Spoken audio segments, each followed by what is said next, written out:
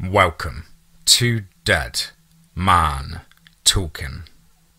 Tonight's story is another fantastic adventure and thrilling thrill ride from the wonderful mind of Michael G. Lockhart. As ever, please do let us know what you thought down below in the comments box. Please do like and share. It really does help build the channel and our community further.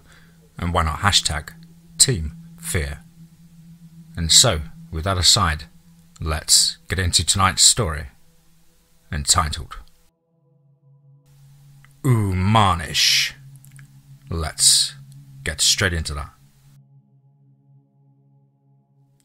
Thom was 10 years old when the alien visitors arrived, and he raptly watched the television screen as the camera caught the silver sphere that descended from the deep blue void of space.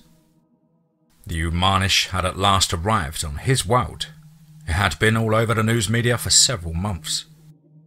Aliens from the depths of space were on their way and had indeed made contact with scientists, scholars, and national governments from around the planet. Oomanish was as close as anyone could come to pronouncing the name of the alien race, based on the one static plagued broadcast that they had sent. The newscasters had played a recording of the broadcast intermittently as the Oomanish grew closer. His favourite newscaster, he'd always thought she was very pretty, though he had started to notice it more of late. He'd played the Oomanish message many times, but it never grew tiresome for him when she introduced it. Scientists and scholars were still striving to obtain a more accurate translation of the Oomanish language. They had an encrypted laser file that included basic instructions on how the language and much of it had been released to the public. The alien's language was very guttural and deep to Thom's ear. Father said that the alien vocal apparatus, and Thom was pretty sure that meant their throats, mouths, tongues, etc., was different from their own. Father also said that the Oomanish might be larger and would have a different physiology, and Thom knew that meant body. He asked Father. The International Government Council had sent images of people from all around the world and of various regions and items of interest as a welcome to the visitors. They had included language recordings of the predominant language of most of the technologically advanced nation. My very own, and images normally used to teach the very young. And this was similar to the format the aliens had used, and so the assumption was that it was the appropriate response. The Oomanish had neglected or been unable to send images of themselves along with their overtures for a meeting. This had led to much speculation about their physical nature. Some even wondered if they had a physical nature. Now Thom and everyone with a television would at least see for themselves.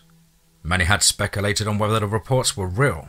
Others, such as Thom and his family, held out hope that the Oomanish would be the benevolent and would bring prosperity and unimaginable gifts.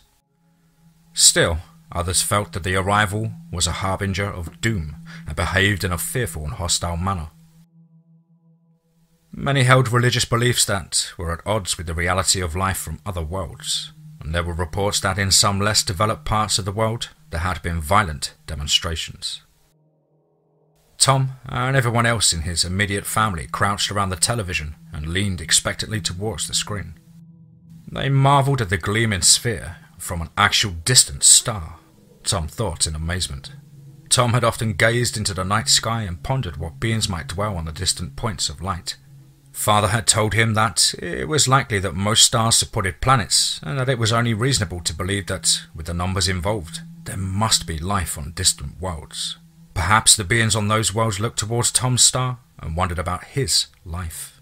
He knew they would find it dull. Nothing interesting ever happens on this planet. The sphere descended into the greensward of the mall in front of the Capitol building. The Capitol dome gleamed in a bright morning light of early summer, almost as reflective as the off-world sphere. The executive himself was there to greet the visitors, and there were leaders and representatives from all of the major governments of the world, and most of the minor ones too. There were rows of officials, scientists, scholars, and fortunate observers, and there were even high-ranking members of most of the major religions. A few refused to come. After all, as Father had said, this event will shake the foundations of spiritual belief, no matter the religion. We will no longer be the center of creation and sole focus of the divine. The sphere landed smoothly, silently, and almost anticlimactically on the grassy surface in front of the Capitol building. And apparently, it required no support structures to keep it upright. It simply balanced. Thom didn't know what he had expected. Perhaps he'd expected flames and thunder, as he had seen in his favorite science fiction movies. He had expected something more spectacular from such exotic beings, and Thom's father let out his breath in a quiet hiss as the craft touched down the lawn in front of the Capitol. The beings from another world, the Oomanish, had arrived. "They're here at last," Father whispered to the family. The entire family was silent for a moment, and then, starting with Thom and his siblings, they all burst out into cheers. Little brother was too young to truly understand the significance of the unfolding events, but he shouted along with the rest of the family, "They're here! They're here!" Little brother mangled the phrase, of course, "They here! They here!" After all, he was just learning to speak. "Quiet, please. Quiet, everyone," Father admonished. "We will finally get a good look at our visitors." The family members again settled into their seats and returned their full attention to the screen. And after several tense moments, the sphere at last opened on the side that faced the executive and his party. There had been no visible seams in the surface of the silver sphere, but now there was clearly a round doorway, flush with the bright lawn of the Capitol Mall. The sphere glittered beautifully, even magically, in the morning sunlight as the first of the Oomanish appeared in the opening. The Oomani, and that was the singular that the officials had determined, was considerably taller than the average for Thom's folk. It was quickly flanked by several even larger beings. As the Oomanish exited their vessel, Thom, who was good at discerning details, could see that their leader walked in a slightly different, more swaying manner than its larger companions. Perhaps there is more than one type of being in the spacecraft, he thought, but kept it to himself. The smaller Oomani had a larger chest and broader hips than the taller escorts. However, the escorts had broad shoulders and thick limbs and walked in a very upright manner.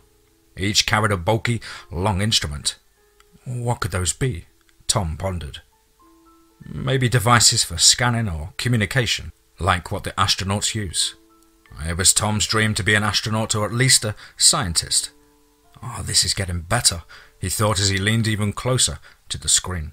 Mother automatically pulled him back from the television, and she always did that when he leaned too close. It must have been from habit, since this time she didn't take her eyes off the images unfolding so far from home.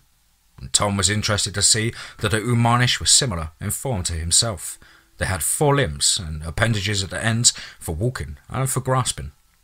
As the news camera zoomed in more closely, Thom could see that the Oomanish had differently jointed legs and arms and one more finger than he and his family members. How awkward! To Thom's disappointment, all of the Oomanish wore helmets with mirrored face shields, and he remembered what Father had said. The aliens' home environment most likely has a very different atmosphere than ours, and there is also concern that interplanetary plagues might be spread by alien organisms. We have these fears, and I'm sure our medical professionals will take proper precautions.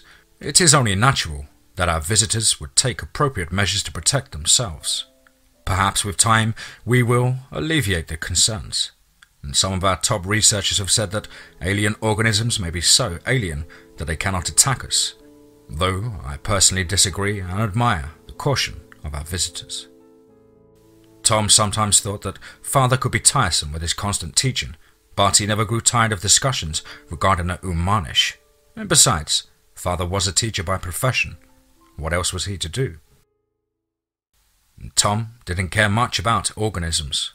He wanted to see the faces of the Oomanish. Were they like his own in any way? Did they have eyes and ears and noses? Were they arranged in a similar manner? Would they be disgusting or beautiful or something else entirely?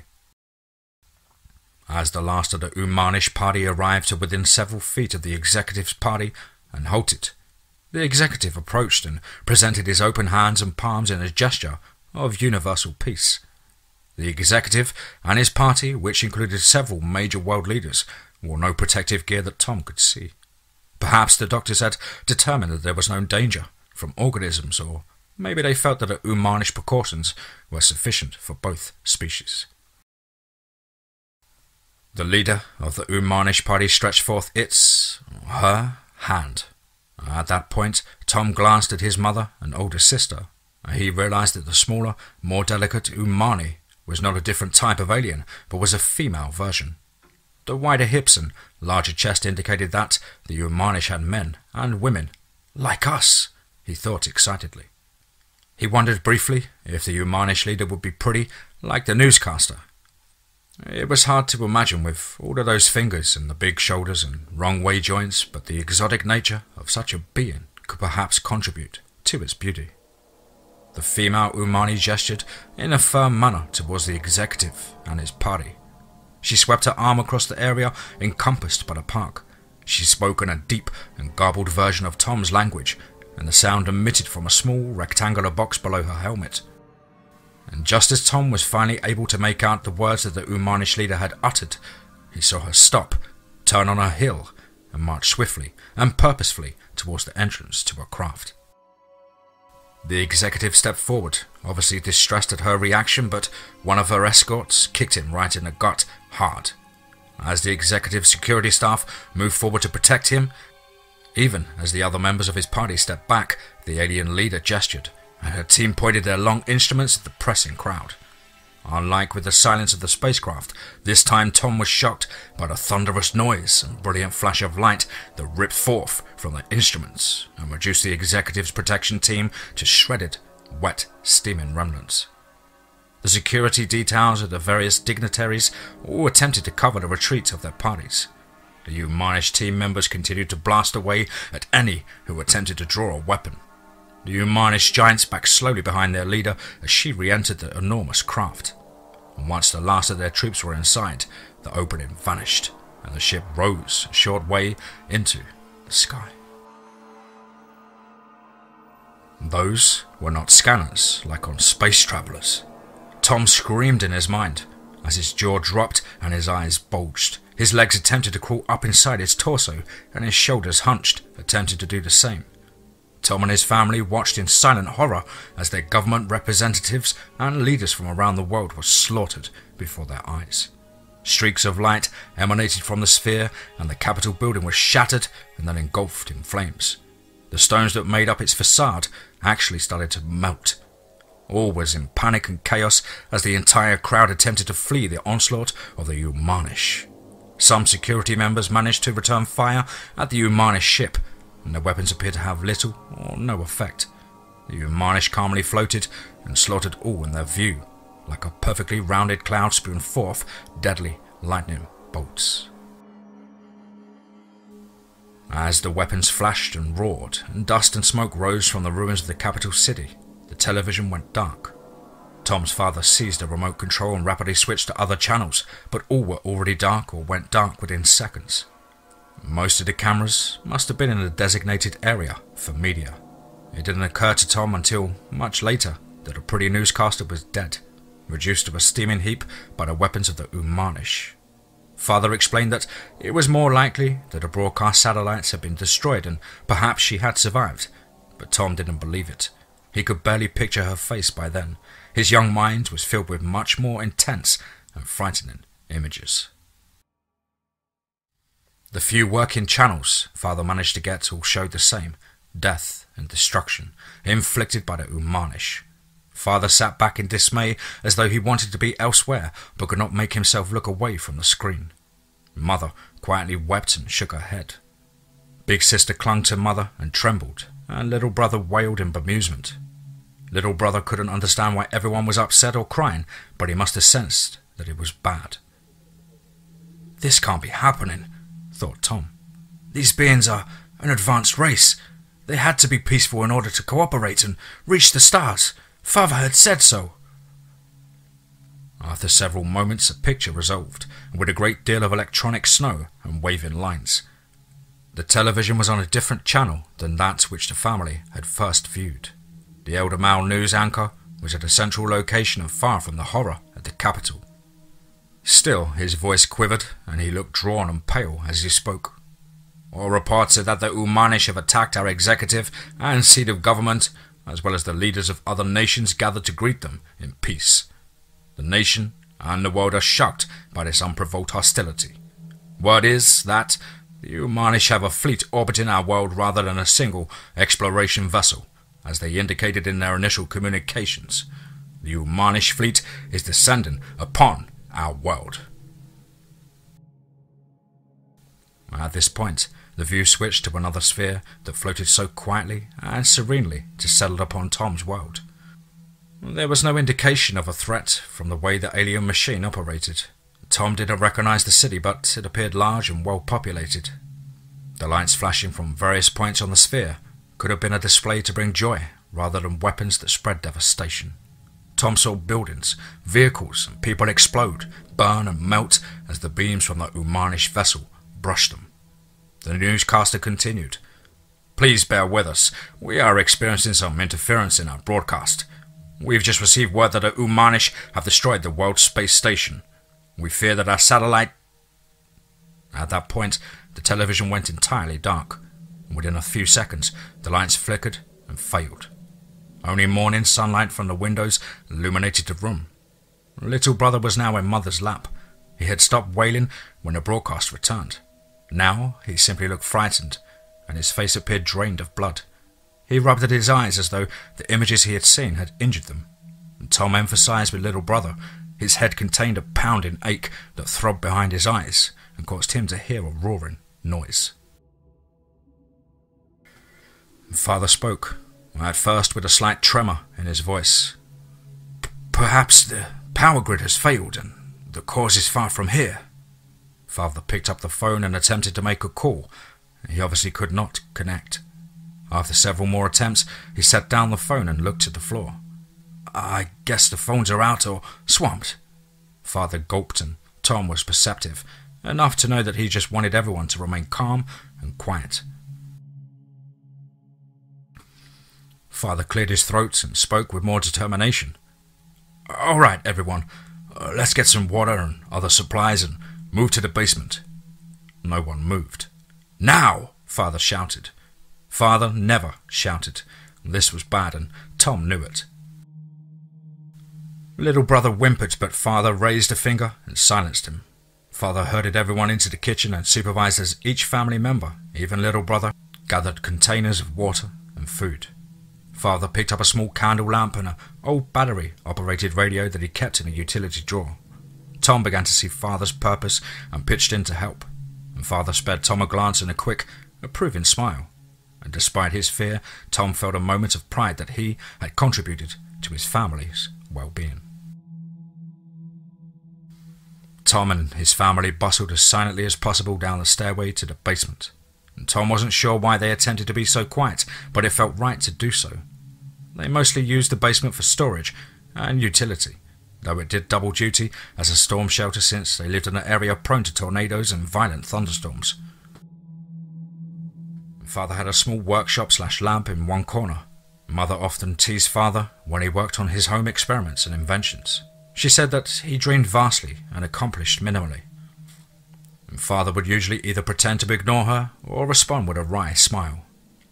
And Mother did not appear to be in a humorous mood today. Thom and his parents left Big Sister to mind little brother and returned back upstairs and brought down mattresses and bedclothes. Thom helped Father move most of the large items. While they were upstairs, Father made a comment that this would be like a camp-out.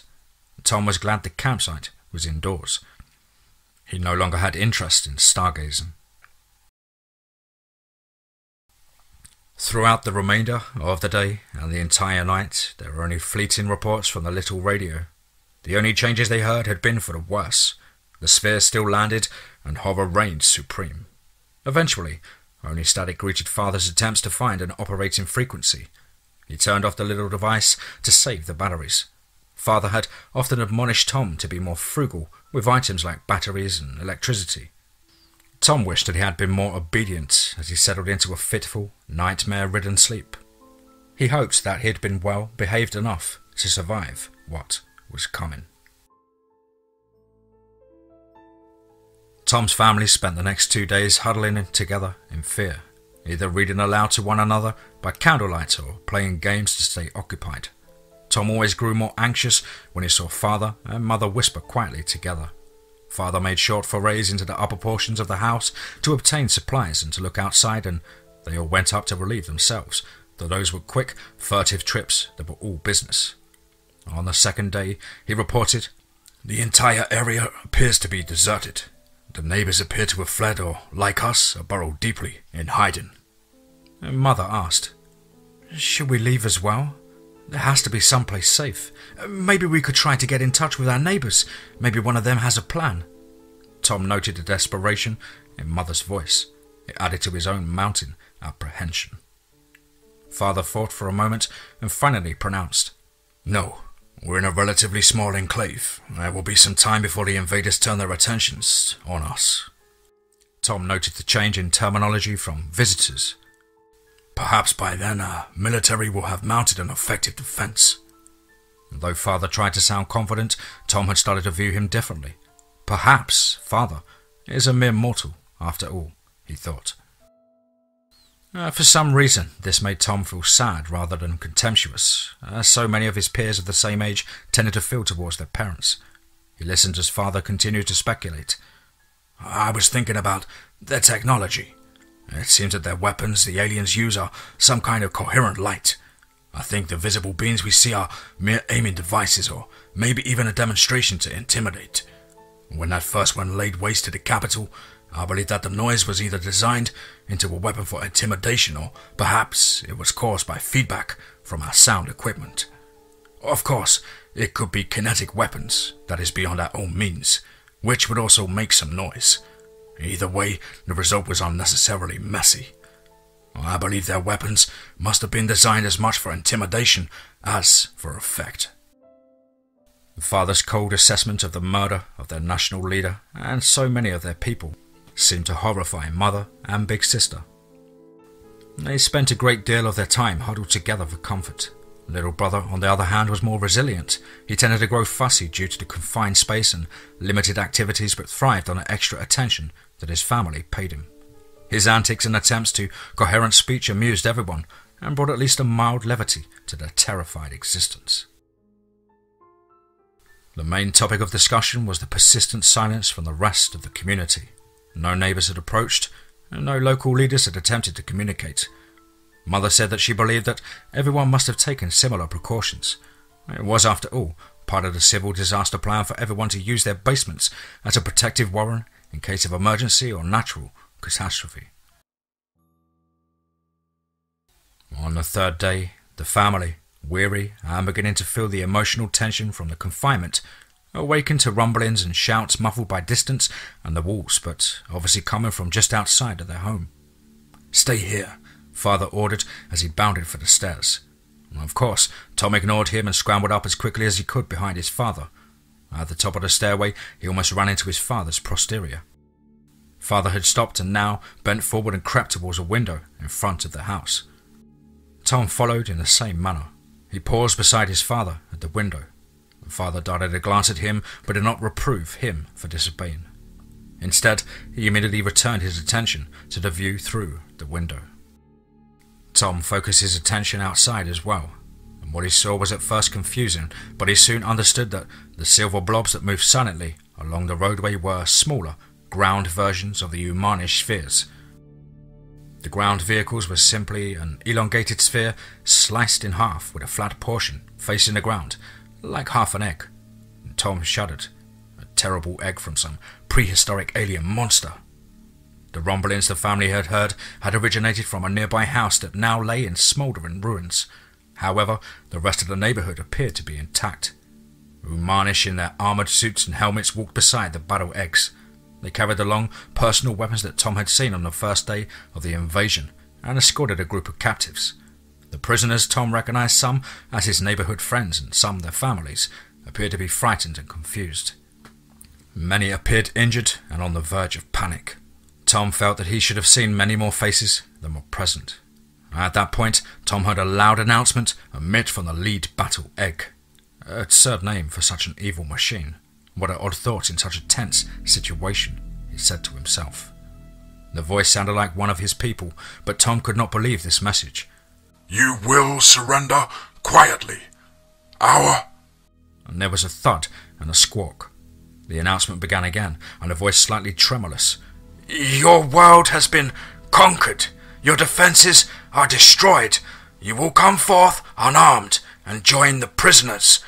Come peacefully, and you will not be harmed. And just before the announcer was silenced, Thom heard a deep guttural and badly accented. That's enough, Wabi. Perhaps Wabi was what the Oomanish called Thom's people. He briefly wondered at the meaning of the alien word. They obviously had a hard time with Thom's language, as his people had theirs. Perhaps that had caused the problem. Father had said the entire invasion may have been caused by a miscommunication. He hadn't said it with much conviction, and Thom didn't really believe it either. The Oomanish are just plain evil. Father swallowed hard, and then did so again. He sat back on his haunches and sprawled back onto his rump, collapsed in defeat. After a long, tense moment, Father stood and rubbed his head. Thom had noticed that his father did this when stressed, as when Thom or his siblings behaved badly. Thom now regretted all of those moments. He watched as Father climbed slowly to his feet and shuffled over to the stairway that led to the basement. Father was downcast and his shoulders were slack. He called quietly to Mother and told her to bring up Big Sister and Little Brother. Thom looked back towards the window in time to see a group of Oomanish approaching the front doorway. One of them, who didn't carry one of the larger weapons, battered on the door with his fist and shouted something in its own throaty tongue, a line ending with Wabi.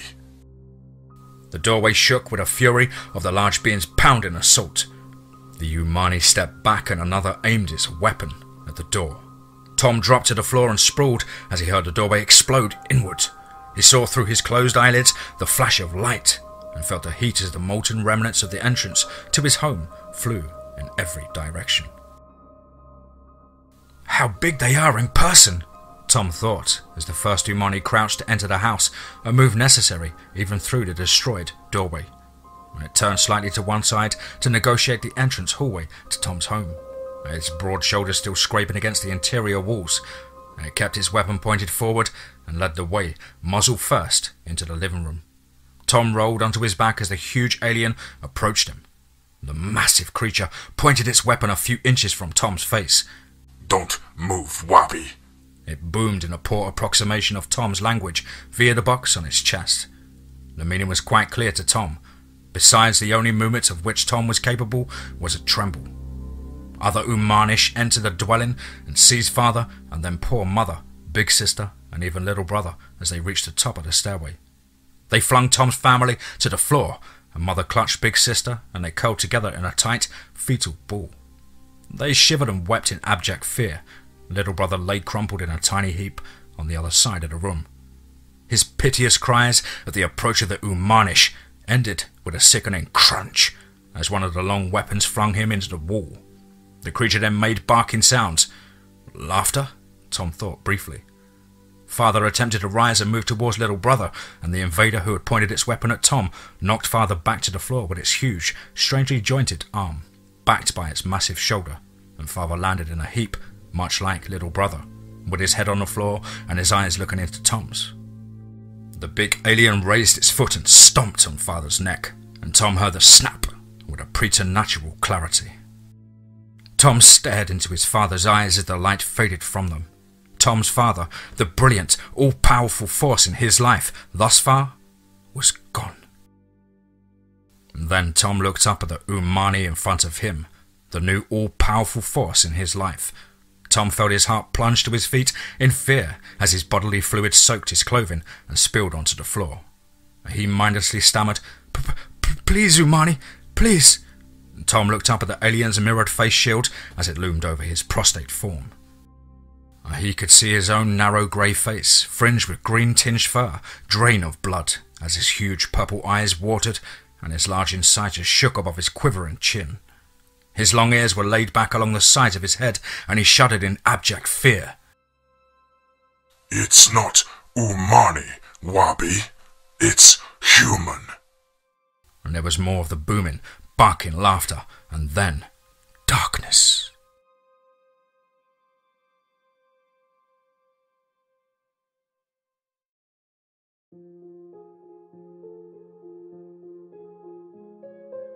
Wow, wow, wow, wow, and another one. Wow. Been waiting to kick this one off for a couple of weeks. Absolutely chest pounding. What a twist there at the end. But a wonderful mind of Michael G. Lockhart. Always is fantastic quality with yourself, brother. Thank you so much, Michael, for your trust and your constant support of myself. It really does mean the world to me, and I hope, as ever, you enjoyed my rendition of your incredible work. Guys and girls, you know the drill. As ever, please do let us know what you thought down below in the comments box. Please do like and share. It really does help with the channel and our community further. And why not hashtag Team Fear. As ever, guys, I hope you're all well and happy, keeping positive, keeping focused and busy. But above all, remember, be safe, not sorry.